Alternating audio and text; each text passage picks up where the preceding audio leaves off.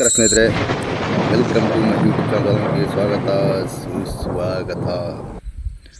ಎಲ್ಲ ಸೌಜನ್ಯ ಹೋರಾಟಗಾರರಿಗೂ ಸಾಮಾಜಿಕ ಹೋರಾಟಗಾರರಿಗೂ ನಮ್ಮ ಯೂಟ್ಯೂಬ್ ಚಾನಲ್ ಜ್ವಾಲಾಮುಖಿಗೆ ಸ್ವಾಗತ ಸುಸ್ವಾಗತ. ಜೈ ಸೌಜನ್ಯ. ನೋಡಿ, ಧರ್ಮಸ್ಥಳದಲ್ಲಿ ಊತಿಟ್ಟ ಶವಗಳ ಬಗ್ಗೆ ಮತ್ತು ಶವ ಸಾಗಾಣಿಕೆ ಪ್ರಕರಣದ ಬಗ್ಗೆ ತನಿಖೆ ಮಾಡ್ತಾರೆ ಅಂದ್ಕೊಂಡಿದ್ವಿ SIT ಅಧಿಕಾರಿಗಳು. ಆದರೆ ಇಲ್ಲಿ ಆ ತನಿಖೆಯಿಂದ ದಿಕ್ಕು ತಪ್ಪಿಸಿದರೆ ಎಂಬುದು ಮೇಲ್ನೋಟ ಕಾಣ್ತಾ ಇದೆ. ಅದೇ ಥರನೇ ಆಗಿರ್ತಕ್ಕಂಥದ್ದು ನಮಗೆ ಕಂಡು ಬರ್ತಾ ಇದೆ. ಯಾಕಂದರೆ ದೂರುದಾರರನ್ನೇ ಅಪರಾಧಿಗಳನ್ನಾಗಿ ಮಾಡಿ ಅಲ್ಲಿ ದೂರು ಕೊಡಲಿಕ್ಕೆ ಬಂದಿರತಕ್ಕಂಥವ್ರನ್ನೆಲ್ಲ ಎದುರಿಸಿ ಬೆದರಿಸಿ ಆಮಿಷ ಒಡ್ಡಿ ದುಡ್ಡು ಕೊಟ್ಟಿರ್ಬೋದು, ಕೊಡದೇ ಇರ್ಬೋದು, ನಮಗೆಲ್ಲ ಗೊತ್ತಿಲ್ಲ. ಒಟ್ಟೇನು ದೂರು ಯಾವುದೇ ದಾಖಲಾಗಿಲ್ಲ ಎಂಬುದು ಈ ವಿಚಾರದಲ್ಲಿ ಗೊತ್ತಾಗುತ್ತೆ. ಇನ್ನು ನೆಕ್ಸ್ಟ್ ಮುಂದಿನ ಪುಟಗಳು ಕೊಟ್ಟಿಲ್ಲ, ಅದನ್ನ ಕೊಡಬಾರ್ದು ಅಂತ ರಿಸ್ಟ್ರಿಕ್ಷನ್ ಇದೆಯಂತೆ SIT ಅಧಿಕಾರಿಗಳಿಗೆ.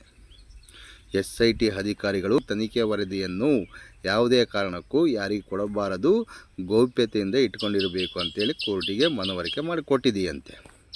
ಆದರೆ 1100 ಪುಟಗಳ ವರದಿಯನ್ನು ಮಾತ್ರ ಜಯಂತ್ ಅವರಿಗೆ ಕೊಟ್ಟಿದೆ.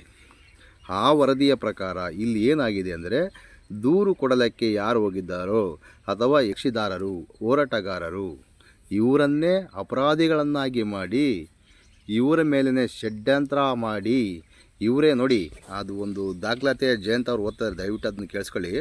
ಆ ವಿಡಿಯೋನ ನೆಕ್ಸ್ಟ್ ಹಾಕ್ತೀನಿ ನಾನು. ನೋಡಿ, ಇಲ್ಲಿ ವೀರೇಂದ್ರ ಹೆಗಡೆ, ಹರ್ಷೇಂದ್ರ ಹೆಗಡೆ ಅವ್ರ ಬಗ್ಗೆನೇ ಜಯಂತ್ ಅವರು ಕಂಪ್ಲೇಂಟ್ ಕೊಟ್ಟಿದ್ದಾರೆ. ಇದೇ ಥರನೇ ಕಂಪ್ಲೇಂಟ್ ಬರ್ಕೊಟ್ರು ನಮಗೆ ಅಂತೇಳಿ ತನಿಖೆ ವರದಿಯಲ್ಲಿ ಉಲ್ಲೇಖವಾಗಿರ್ತಕ್ಕಂಥದ್ದು. ಅವರ ಹೇಳಿಕೆನೇ ಕೊಟ್ಟಿಲ್ಲ, ಆ ಬರವಣಿಗೆನೇ ಕೊಟ್ಟಿಲ್ಲ. ಆದರೂ ಸಮೇತ SIT ಅಧಿಕಾರಿಗಳು ಅವ್ರಿಗೆ ಏನು ಬೇಕೋ ಅದನ್ನ ಬರ್ಕೊಂಡಿದ್ದಾರೆಂದು ಮೇಲ್ನೋಟಕ್ಕೆ ಕಾಣ್ತಾ ಇದೆ. ನಮಗಂತೂ ಹಾಗೆ ಅನಿಸುತ್ತೆ, ನಿಮಗೇನು ಅನಿಸುತ್ತೋ ಗೊತ್ತಿಲ್ಲ. SIT ಅಧಿಕಾರಿಗಳ ಸಮೇತ ಹಿಂದೆ ಸೌಜನ್ಯ ಕೇಸಲ್ಲಿ ಏನು ಮಾಡಿದ್ರಲ್ಲ ಆಗಿನ IO, ಅದೇ ಥರನೇ ತನಿಖೆ ಹೋಗ್ತಾ ಇದೆ. SIT ಅಧಿಕಾರಿಗಳ ತನಿಖೆ ಸಮೇತ ಅದೇ ರೂಟಲ್ಲಿ ಹೋಗ್ತಕ್ಕಂಥದ್ದು ಮೇಲ್ನೋಟಕ್ಕೆ ಕಾಣ್ತಾ ಇದೆ. ಇನ್ನೆಲ್ಲಿಂದ ನ್ಯಾಯ ಸಿಗುತ್ತೆ ಹೇಳಿ ಸ್ವಾಮಿ? ಆದರೆ ಬೇರೆ ಅವರಿಗೆ ಹೇಳಿಬಿಟ್ರಲ್ಲ, ಅವ್ರ ಮೇಲಿನ ಅಧಿಕಾರಿಗಳು ಅಥವಾ ಅವರ ಯಜಮಾನರು, ನಮಗಂತೂ ಗೊತ್ತಿಲ್ಲ. ಆದರೆ ಸರ್ಕಾರದಲ್ಲಿರ್ತಕ್ಕಂಥವರು, ಸರ್ಕಾರ ನಡೆಸ್ತಕ್ಕಂಥವರು, ಸಾಮಾಜಿಕ ಕಳಕಳಿ ಇರ್ತಕ್ಕಂಥ ವ್ಯಕ್ತಿಗಳು ಅವರನ್ನೇ ನಮ್ಮ ಮುಂದೆ ಬಂದು ಷಡ್ಯಂತ್ರ, ಪರಮೇಶ್ವರ ಸಾಹೇಬ್ರವರು ಒಂದು ಹೆಜ್ಜೆ ಮುಂದೋಗಿ ಕ್ಲೀನ್ ಶೀಟ್ ಕೊಡಬೇಕು, ಇದು ಭಾಳ ವರ್ಷಗಳಿಂದ ನಡೀತಾ ಇದೆ, ಈ ಹೋರಾಟಕ್ಕೆ ಒಂದು ಮುಕ್ತಿ ಕೊಡಿಸ್ಬೇಕಂತೇಳಿ ಕ್ಲೀನ್ ಶೀಟು, ಅದು ಯಾರಿಗೆ ಕ್ಲೀನ್ ಶೀಟಾಗಿ ಗೊತ್ತಿಲ್ಲ. ಅದಕ್ಕೆ ಪಾಪ ಡಾಕ್ಟರ್ ವೀರೇಂದ್ರ ಹೆಗಡೆ ಅವರು ಬಂದು ನಮ್ಮ ಪರವಾಗಿ ಬಂದುಬಿಟ್ಟಿದೆ ತೀರ್ಪು ಅಂತೇಳಿ ಕ್ಲೀನ್ ಶೀಟಿನ ಬಗ್ಗೆ ಕ್ಲೀನಾಗಿ ಹೇಳೋಗ್ಬಿಟ್ರು ಈಗ ಒಂದು ತಿಂಗಳ ಕೆಳಗೆ. ನೋಡಿ, ತನಿಖಾ ವರದಿ ಯಾರಿಗೆಲ್ಲ ಮುಟ್ಟಬೇಕು ಅವರಿಗೆಲ್ಲ ಬೇಗ ಮುಟ್ಟಿಬಿಡುತ್ತೆ. ಇಲ್ಲಿ ಪಾಪ ಇವರು ಅರ್ಜಿ ಹಾಕ್ಕೊಂಡು ಹೋರಾಟಗಾರರು ದುಡ್ಡು ಕಟ್ಟಿ ಕಾದರೂ ಸಮೇತ ಸಿಗಲ್ಲ ಬೇಗ ವರದಿ. ಇದು ಧರ್ಮಸ್ಥಳದ ನಿಜವಾದ ಷಡ್ಯಂತ್ರ ಅಂದರೆ. ನೋಡಿ, ಅಲ್ಲಿನ ಡಾಕ್ಟರ್ ವೀರೇಂದ್ರ ಹೆಗಡೆ ಅವರು ನಮ್ಮ ಹಿಂದೂ ದೇವಸ್ಥಾನವನ್ನು ಅಡ್ಡ ಇಟ್ಕೊಂಡು ಹಿಂದೂಗಳ ಮೇಲೆ ಆಗಿರ್ತಕ್ಕಂಥ ದೌರ್ಜನ್ಯವನ್ನು ಕೇಳಕ್ಕೆ ಹೋದರೆ ಈ ಥರ ಷಡ್ಯಂತ್ರ ಮಾಡ್ತಾರೆ ಎಂಬುದು ಎಲ್ಲರಿಗೂ ಗೊತ್ತಿರುವ ಸಂಗತಿ. ಅದು ಹಾಗೇ ಇದೆ. ಇಲ್ಲ ಅಂದರೆ ದಯವಿಟ್ಟು ನಮ್ಮನ್ನು ಕ್ಷಮಿಸಿ ವೀರೇಂದ್ರ ಹೆಗಡೆ ಅವರೇ, ಬಟ್ ನೀವು ಮಾಡ್ತಕ್ಕಂಥದ್ದು ಸರಿ ಇಲ್ಲ ಎಂಬುದು ಇಡೀ ನಮ್ಮ ದೇಶಕ್ಕೆ ಗೊತ್ತು. ಏನನ್ನ ಹೇಳಿದ್ರೆ ಸಾಕು, ಗ್ಯಾಂಗ್ ಆರ್ಡ್ರು, ಜೆಂಡೋ ಆರ್ಡ್ರು, ನೋಟಿಸು, ತನಿಖೆ, ಏನ್ರಿ ಇದು ನಿಮ್ಮದು ಅವತಾರ? ನೀವು ಮಾಡ್ತಕ್ಕಂಥ ಸತ್ಯ ತಾನೇ, ಸುಳ್ಳು ಯಾವ್ದು ಹೇಳಿದ್ದೀವಿ ನಾವು ಹೇಳಿ? ದಿನಾ ಒಂದು ವೀಡಿಯೋಕ್ಕೆ ನಮ್ಮದು ಅಷ್ಟೇ ತರ್ತಿರಲ್ಲ, ಏನನ್ಬೇಕು ನಿಮಗೆ? ನೀವು ತರ್ತಿರೋ ಬೇರೆ ತರ್ತಿರೋ ಗೊತ್ತಿಲ್ಲ, ತಂದಿರ್ತಕ್ಕಂಥ ಲೋಪರಿಗಳಾಗುತ್ತೆ. ಬಟ್ ನೀವು ತಂದಿಲ್ಲ ಅಂದ್ಕೊಂಡಿದ್ದೀನಿ, ತಂದಿರ್ತಕ್ಕಂಥವ್ರು ಇಲ್ಲ ನನಗೆ ಕಳಿಸಿರ್ತಕ್ಕಂಥ ಲೋಪರಿಗೆ ಹೇಳ್ತಕ್ಕಂಥದ್ದು. ಅರ್ಥ ಆಯ್ತಾ ಸಾಹೇಬ್ರೆ? DK ಸಾಹೇಬ್ರೆ, ನೀವು ಭಾಳ ಮುಂದುವರೆದು ಬಿಟ್ಟಿದ್ದೀರ. ಯಾಕಂದರೆ 1000 DKಶಿಗಳು, ಲಕ್ಷಾಂತರ DKಶಿಗಳು ಹೆಗಡೆ ಪರವಾಗಿರ್ತೀರಿ. ನಿಮ್ಮ ಕುಲದ ಒಬ್ಬ ಹೆಣ್ಣು ಮಗಳಿಗೆ ಅನ್ಯಾಯ ಆಗಿ 13 ವರ್ಷದಿಂದ 14 ವರ್ಷಕ್ಕೆ ಬರುತ್ತೆ. ಆದರೆ ನಿಮಗೇನೋ ಜವಾಬ್ದಾರಿನೇ ಇಲ್ಲ. ಯಾಕಂದರೆ ನಿಮ್ಮನೆ ಮಕ್ಕಳಲ್ಲಲ್ವಾ, ಯಾವುದೋ ಬಡ ಬಿಕಾರಿ ಹಾಗೆ ಅಂದ್ಕೊಂಡು ಜನ್ಯಳ ತಾಯಿ ಕುಸುಮಾವತಿ ಅವರು ಈ ಥರ ಇದೆ ನೋಡಿ ಸ್ವಾಮಿ, ಇದನ್ನು ಸ್ವಲ್ಪ ನ್ಯಾಯ ದೊರಕಿಸ್ಕೊಡಿ ಅಂತ ಹೋದರೆ, ಪೇಪರ್ ಹಿಡ್ಕೊಂಡು ಹೋದರೆ, ದಾಖಲಾತಿ ಹಿಡ್ಕೊಂಡು ಹೋದರೆ ಒಂಥರ ಏನೋ ಸಾಲ ಕೇಳಕ್ಕೆ ಬಂದರೆ ಇವ್ರಿಗೊಂದು ಬಾಂಡ್ ಪೇಪರ್ ತಂದು ಸಾಲ ಕೇಳಕ್ಕೆ ಬಂದರೆ ಒಂದು ಬಾಂಡ್ ಪೇಪರ್ ಹಿಡ್ಕೊಂಬಂದು ಶುರುಟಿಗೋಸ್ಕರ ಅಂಬ ಲೆಕ್ಕಾಚಾರದಲ್ಲಿ ನೋಡಿರಿ ಎಂಬುದು ನಮಗೆಲ್ಲ ಗೊತ್ತಾಗ್ತಕ್ಕಂಥದ್ದು. ಬಟ್ ನೀವು ಹಾಗೆ ನೋಡಿರ್ತಕ್ಕಂಥದ್ದು. ಯಾಕಂದರೆ ಇಲ್ಲಿ ಹಾಗೆ ನೋಡಿದ್ರಿ ಮುಂದೆ ಹೋಗಿ 1000 ಡಿ ಕೇಸ್ಗಳು ಹೆಗಡೆಯ ಪರವಾಗಿದ್ದೇವೆ. ಸ್ವಾಮಿ ನೀವು ಯಾರ ಪರವಾಗನ್ನೇ ಇದ್ಕೊಳ್ಳಿ, ಬಟ್ ಆಗಿರ್ತಕ್ಕಂಥ ಅನಾಹುತಕ್ಕೆ ನ್ಯಾಯ ಬೇಕಲ್ವಾ? ಅದನ್ನ ಯೋಚನೆ ಮಾಡಿ. ಯಾಕಂದರೆ ನೀವು ಅವರ ವಿರುದ್ಧವಾಗಿ ಸ್ವಾಮಿ ನೀವು ಯಾರ ವಿರುದ್ಧವಾಗಿ ನಿಂತ್ಕೋಬೇಡಿ, ನ್ಯಾಯದ ಪರವಾಗಿ ನಿಂತ್ಕೊಳ್ಳಿ ಸಾಕು. ನೀವು ಅನ್ಯಾಯದ ಪರ ನಿಂತ್ಕೊಂಡಿದ್ದೀರಿ ಎಂಬುದು ಮೇಲ್ನೋಟಕ್ಕೆ ಕಾಣ್ತಾ ಇದೆ. ದಯವಿಟ್ಟು ಅರ್ಥ ಮಾಡ್ಕೊಳ್ಳಿ. ಮುಂದಿನ ದಿನಗಳಲ್ಲಿ ನೀವು CM ಆಗಲಿಕ್ಕೆ ಕೂಡ ಲಾಯಕ್ಕಾಗಿದ್ದೀರಿ. ಬಟ್ ನೀವು ಈ ಪ್ರಕರಣದಲ್ಲಿ ದಿಕ್ಕು ತಪ್ಪಿಸೋಕೆ ಹೋದರೆ ನೀವು ಅನ್ಲಾಯಕ ಎಂಬುದು ಎಲ್ಲರಿಗೂ ಗೊತ್ತಾಗ್ತಕ್ಕಂಥದ್ದು. ಇದು ಸೌಜನ್ಯ ಶಾಪ ಸಮೇತ ನಿಮಗೆ ತಟ್ಟುತ್ತೆ. ಇದಂತೂ ಪಕ್ಕ 100% ಸತ್ಯ. ಇಲ್ಲಿ ನಮ್ಮ ಜಯಂತ್ ಅವರು SIT ತನಿಖೆ ಯಾವ ಥರ ನಡೆದಿದೆ, ಯಾವ ಆ್ಯಂಗಲಲ್ಲಿ ನಡೆದಿದೆ ಎಂಬುದನ್ನು ಸಂಪೂರ್ಣವಾಗಿ ವಿವರಿಸ್ತಿದ್ದಾರೆ. ದಯವಿಟ್ಟು ಆ ವಿಡಿಯೋವನ್ನು ನೋಡಿ, ನಿಮಗೆ ಅರ್ಥ ಆಗುತ್ತೆ ಅಂದ್ಕೊಳ್ಳಿ. ನಿಮಗೆ ಷಡ್ಯಂತ್ರ, ಬುರುಡೆ ಗ್ಯಾಂಗ್, ಎಲ್ಲೆಲ್ಲಿ ಬುರುಡೆ ಗ್ಯಾಂಗ್ ಅಂತೇಳಿ ಎಲ್ಲಿ ಇದೇನು ಮಾಡಿಲ್ಲ. ಬುರುಡೆ ಕೇಸ್ ಅಂತಲೂ ನಮೋದೇ ಆಗಿಲ್ಲ. ಇದನ್ನ ಅರ್ಥ ಮಾಡ್ಕೊಳ್ಳಿ ಸ್ನೇಹಿತರೆ. ಈ ಬುರುಡೆ ಮಾಧ್ಯಮದಲ್ಲಿ ಬರ್ತಕ್ಕಂಥದ್ದನ್ನು ಯಾರು ನಂಬಕ್ಕೆ ಹೋಗಬೇಡಿ. ನಮಸ್ಕಾರ ಎಲ್ಲ ಸೌಜನ್ಯ ಹೋರಾಟಗಾರಿಗೂ ವಿಡಿಯೋ ಹಾಕ್ತೀನಿ. ದಯವಿಟ್ಟು ನೋಡಿ, ನಮ್ಮ ಚಾನಲ್ಗೆ ಸಬ್ಸ್ಕ್ರೈಬ್ ಮಾಡ್ಕೊಳ್ಳಿ. ಸತ್ಯದ ಪರ ಇರ್ತಕ್ಕಂಥ ಯಾವುದೇ ಒಂದು ಯೂಟ್ಯೂಬ್ ಚಾನಲ್ಗೆ ಸಪೋರ್ಟ್ ಮಾಡಿ ಅಂತ ಹೇಳ್ತಾ ಈ ವಿಡಿಯೋ ಹಾಕ್ತೀನಿ. ನಮಸ್ಕಾರ ಎಲ್ಲ ಹೋರಾಟಗಾರಿಗೂ. ಎಲ್ಲ ನಮ್ಮ ಸೌಜನ್ಯ ಪರ ಹೋರಾಟಗಾರ ನಮಸ್ತೆ. ದಿನಾಂಕ 26/12/2025 ಧರ್ಮಸ್ಥಳ SIT ಅವರು ಬೆಳ್ತಂಗಡಿ ನ್ಯಾಯಾಲಯ ಕೊಟ್ಟಿರುವಂಥ ಒಂದು 1100 ವರದಿ ನನ್ನ ಕೈ ಸೇರಿದೆ. ಈ ವರದಿ ನನ್ನ ಕೈಗೆ ಸೇರೋ ಮುಂಚೆನೇ ಜಾಲತಾಣದಲ್ಲಿ ನ್ಯಾಯಾಲಯ ಸೀಲ್ ಇರುವಂಥದ್ದು, ಇಲ್ಲದೇ ಇರುವಂಥದ್ದು ಮತ್ತು ಕೆಲವೊಂದು ಕಂಪ್ಯೂಟರಲ್ಲಿ ಟೈಪ್ ಮಾಡಿರುವಂಥ ವರದಿಗಳು ಹರಿದಾಡ್ತಾ ಇದೆ. ಒಂದು ಕಡೆಯಿಂದ ವಕೀಲರಾಗಿದ್ದ ಧನಂಜಯ ಸರ್ ಹೆಸರು ನಾವು ಪ್ರಸ್ತಾಪನೆ ಮಾಡಿದ್ದೀವಿ. ಅವರು ಸೇರಿ ಇದು ಹುನ್ನಾರ ಮಾಡಿರುವುದು, ಷಡ್ಯಂತ್ರ ಮಾಡೋದು ನಾನು ಹೇಳಿದ ಎಂದು ಹೇಳಿಕೆಯನ್ನು ಅವರು ನಾನು ಹೇಳಿಲ್ಲ, ಅದರ ಹೇಳಿಕೆಯನ್ನು ಒಂದು ಪ್ರಶ್ನೆ ರೆಡಿ ಮಾಡಿ ಅದು ಜಾಲತಾಣ ಹೇಳ್ತಾ ಇರ್ತಾರೆ. ಆ ಹೇಳಿಕೆ ಇದರಲ್ಲೂ ಇದೆ. ಏನಂತ ಹೇಳ್ತೀನಿ ನಾನು ನೋಡಿ. ಧರ್ಮಸ್ಥಳ ದೇವಸ್ಥಾನವನ್ನು ಸರ್ಕಾರ ವಹಿಸಿಕೊಳ್ಳಬೇಕು.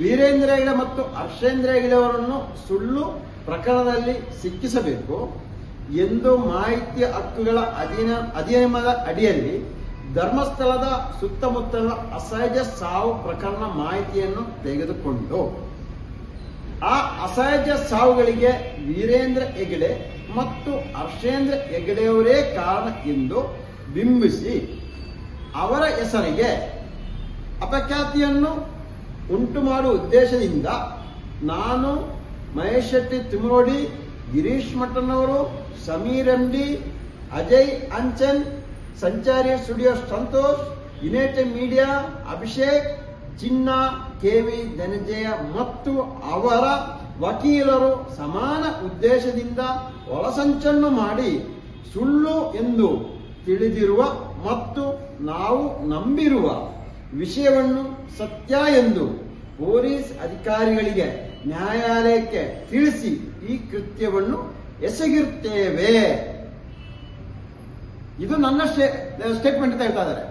ಯಾವುದೇ ಕಾರಣಕ್ಕೂ ಈ ತರ ಸ್ಟೇಟ್ಮೆಂಟ್ ನಾನು ಕೊಟ್ಟಿರುವುದಿಲ್ಲ. ಇದೀಗ ಜಾಲತಾಣ ಎದ್ದಾಡ್ತಾ ಇದೆ.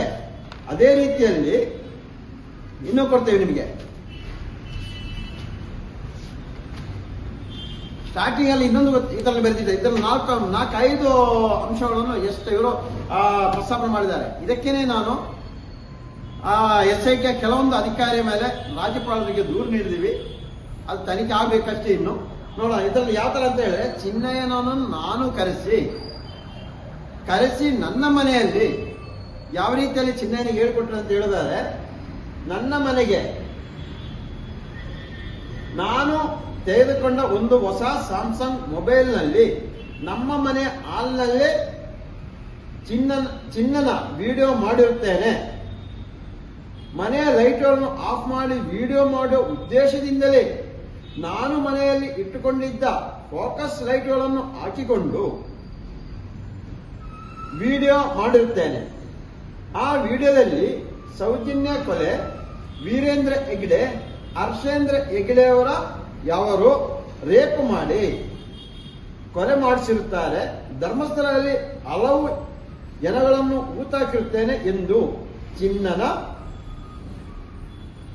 ಕಡೆಯಿಂದ ಹೇಳಿಸಿ ವಿಡಿಯೋ ಮಾಡಿಸಿಕೊಂಡಿರುತ್ತೇನೆ. ಅಂದ್ರೆ ಚಿನ್ನಯ್ಯನಿಗೆ ಇದೆಲ್ಲ ನಾನು ಹೇಳಿಕೊಟ್ಟು ವಿಡಿಯೋ ಮಾಡಿಸಿದಂತ. ಸ್ವಾಮಿ ಬಂದಿರೋದು 29 ತಾರೀಕು ಮಾತಾಡಿಸೆ, ಸಾಯಂಕಾಲ ಟೈಮು ಏನು ವಕೀಲ ಆಫೀಸಲ್ಲಿದ್ದೆ ಅಲ್ಲಿ ಮಾತಾಡಿಸಿದೆ. ಮಾರನೇನ ಬೆಳಿಗ್ಗೆ 12 ಗಂಟೆಯಿಂದ ಇದ್ದ ಟೈಮ್ಸ್ ಕೇಳ್ತೀನಿ. 1 ಅವರ್ ವಿಡಿಯೋ ಮಾಡಿದೆ. ಅವ ಏನು ಯಾವ ಉದ್ದೇಶಕ್ಕೆ ಬಂದಿರೋದು ಎಲ್ಲವನ್ನು ತಿಳ್ಕೊಂಡ ನಂತರ ನಾನು ಅದನ್ನ ವಿಡಿಯೋ ಮಾಡಿಸೋದು, ವಿಡಿಯೋ ಮಾಡಿಸಿಟ್ಟಿದೆ. ಆ ನಂತರ ಕೇಳ್ತಾ ಇದ್ದಾನೆ ಅಂತ ನೋಡಿ.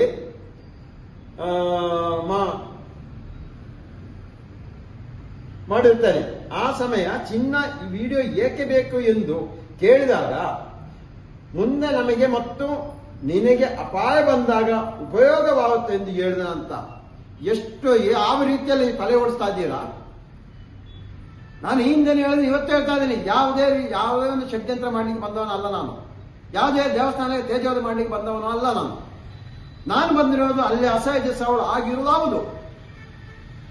ನಿಮಗೆ VS ಉಗ್ರಪ್ಪ ವರದಿಯಲ್ಲಿ ನೋಡಬಹುದಲ್ಲ ಸ್ವಾಮಿ. 2016ರಲ್ಲಿ ವರದಿ ತಯಾರು ಮಾಡಿ 18ರಲ್ಲಿ ಸರ್ಕಾರಕ್ಕೆ ಕೊಟ್ಟಿದ್ದಾರೆ. 3 ದಿನಕ್ಕೆ 1 ಅಸಹಜ ಸಾವು ಅಂತ ಹೇಳ್ತಾ ಇದಾರಲ್ಲ, ಹಾಗೆ ಅದು ಸುಳ್ಳಾಗಾದ್ರೆ ಹಂಗೆ ಅವ್ರ ಮೇಲೆ ಕ್ರಮ ಇರಬೇಕಲ್ಲ. ನಾವು ಹೇಳೋದಲ್ಲ ಸುಳ್ಳು, ಹಾಗಾದ್ರೆ ಅವ್ರು ಹೇಳೋದು ಅದು ಸುಳ್ಳೇನಾಗಾದ್ರೆ ಇದು ತನಿಖೆ ಆಗ್ಲಂಗಾದ್ರೆ ಅವ್ರು ಹೇಳೋದು ಸುಳ್ಳು, ಅವನು ಸೇರಿಸಿದಕ್ಕೆ. ಹಾಗೆ ಎಲ್ಲರ ಪ್ರಕಾರವಾಗಿ ಅಲ್ಲಿ ಪದ್ಮಲತಾ ವೇದವಲ್ಲಿ ಕೊಲೆ ಆಗಿಲ್ಲ, ಪದ್ಮಲತಾ ಕೊಲೆ ಆಗಿಲ್ಲ, ಆನಮೋತ ಕೊಲೆ ಆಗಿಲ್ಲ, ಸೌಜನ್ಯ ಕೊಲೆ ಆಗಿಲ್ಲ. ಇನ್ನು ಯಾವುದೇ ಅಲ್ಲಿ ಮೊನ್ನೆ ಭೀಮ ಹೋಗಿ ಇದು ತೆಗೆಯುವಾಗ ಅಲ್ಲಿ ಎಲ್ಲೂ ಸಿಗಿಲ್ವಾ? 6ರಲ್ಲಿ ಮತ್ತು 14ರಲ್ಲಿ ಸಿಗಿಲ್ವಾ? ಏನು ವಿಠಲಗೌಡರು ತೋರಿಸುವಾಗ ಆ ಪ್ರದೇಶದಲ್ಲಿ ಸಿಗಿಲ್ವಾ ಯಾವುದು? ಇದೆಲ್ಲ ಸುಳ್ಳಾಗಾದ್ರೆ ಮಾಮಲ ಶೆಟ್ಟಿ ಅವರು ಒಂದು 70 ಜನ ಮುತ್ತಾಗ್ರು, ಅದು ಸುಳ್ಳ? ಏನು KS ಹೆಗ್ಡೆಗೆ ಒಂದು 70 ಅಸಹಜ ಸಾವು ಏನೋ ತಗೊಂಡು ಅದು ಸುಳ್ಳಾಗಾದ್ರೆ, ಏನು 462 ಅಸಹಜ ಪಂಚಾಯತ್ ದಾಖಲೆ ಅದು ಸುಳ್ಳ? ಹಂಗಾರೆ ಅಲ್ಲಿ ಯಾವ್ದು ಆಗಿಲ್ವಲ್ಲ? ನೀವೆಲ್ಲ ಬುದ್ಧಿವಂತರು, ನಾವು ದಡ್ಡರು. ಅದೇ ಆಗಿರೋದು ಇವಾಗ. ಅಭಿಷೇಕನ ಕರೆಸ ವಿಡಿಯೋ ಮಾಡಿಸಿ ಹೋಯ್ಯ ಅಂತ ಎಲ್ಲವನ್ನು ನಾನೇ ಮಾಡಿದಂಗೆ ಗೂಬೆ ಕೂರಿಸ್ತಾ ಇದೀರಲ್ಲ, ಏನು ಉದ್ದೇಶ ಏನು ಹೇಳಿ? ಕಾಲಿಗೊಂದು ವ್ಯಾಲ್ಯೂ ಇಲ್ವಾ? ನೀವು ಅದಿನ್ನು ಯಾವುದೇ ರೀತಿಯಲ್ಲಿ ಬೇಕಾದ್ರೆ ನಾನು ಬರ್ತೀನಿ ತನಿಖೆಗೆ. ಇದ್ದ ವಿಷಯ ಹೇಳಿದ್ದೀನಿ. ಈ ರೀತಿಯನ್ನು ನಾನು ಹೇಳಿಲ್ಲ, ಈ ರೀತಿಯಲ್ಲಿ ನಾನು ಪಾಯಿಂಟ್ ಮಾಡಿಲ್ಲ.